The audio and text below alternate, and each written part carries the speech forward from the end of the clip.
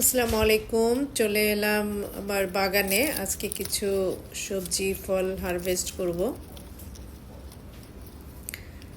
তো এই টমেটো গাছগুলো আমি সবার লাস্টে লাগিয়েছিলাম, তাই এখন পর্যন্ত এগুলো টমেটো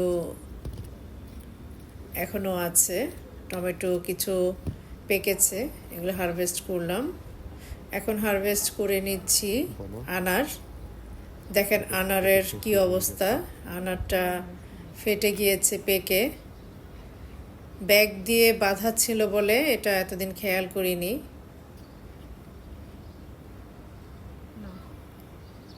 দুইটা আনারই পেকে গিয়েছে, দুইটা আনার হারভেস্ট করে নিচ্ছি।